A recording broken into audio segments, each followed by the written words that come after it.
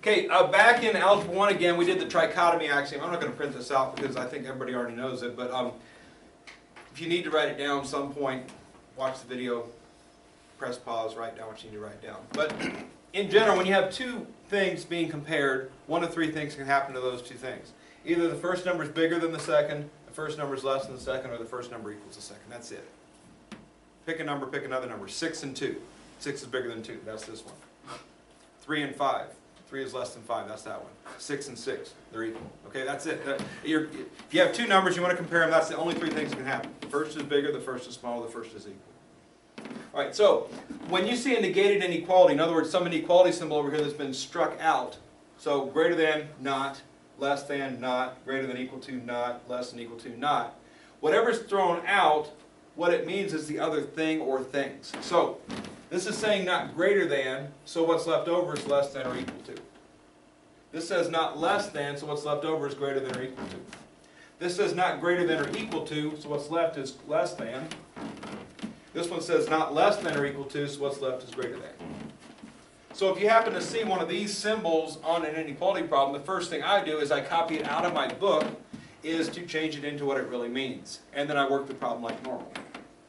So, example 3, x is not less than or equal to -4, which means x must be greater than -4.